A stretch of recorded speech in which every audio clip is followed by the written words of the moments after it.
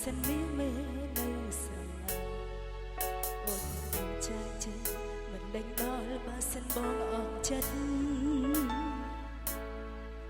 ជាសង្សារគ្នាយូរដែរហើយដល់ពេលកាន់តែលេចចង់ចិត្តមិនបាត់អាណិតបើបងអស់ចិត្តស្នេហ៍ជួយចិត្តដាក់ឈឺឲ្យអូនឈឺចាប់និយាយទូរស័ព្ទពេលអូននិយាយក្បែរទៅមកអូនមែនទេតែគ្រប់ពេលឃើញម្នាក់នេះនៅក្បែរបើធុញអូនខ្លាំងក៏មិនបាច់ត្រប្រាប់អូនត្រង់ក៏មិនខឹងដែរឈឺចាប់ជាងគេពេលសួរបងមិនវាចា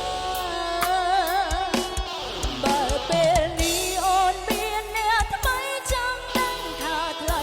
សប្បាយចិត្តទេព្រោះមានមេមិនដែលចាត់ទុកអូនជាសង្សារអូនយ៉ាងម៉េចក៏បងមិនខ្វល់ទង់រូបអូនចាដល់ជាតង់កតាសួរតាមត្រង់ថាសល់ចិត្តស្នេហ៍អូនទេ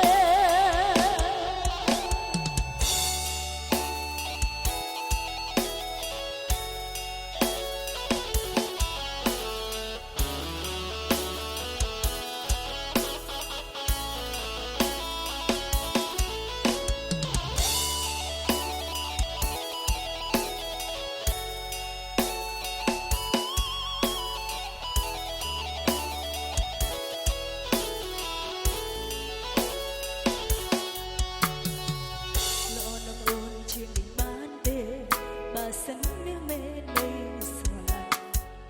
អូនមានក្រំចាក់ចិត្តមិនដេញដល់បើសិនបងអស់ចិត្តជាសង្សារគ្នាយូរដែរហើយ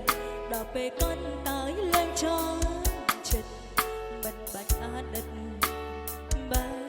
បងអស់ចិត្តស្នេហ៍ចូលចិត្តដាក់ឈឺឲ្យអូនឈឺចាំនិយាយទូរស័ព្ទពេលអូននៅក្បែរទីអូនមែនទេតែគ្រប់ពេលឃើញម្នាក់មាននៅក្បែរបើធុញអូនខ្លាំងក៏មិនបាច់ត្រប្រាប់អូនត្រង់ក៏មិនខឹងដែរឈឺចាប់ជាងគេពេលសួរបងមិនវាចាបើពេលនេះអូនមានអ្នកថ្មីចង់ដឹងថាថ្លៃសប្បាយចិត្ត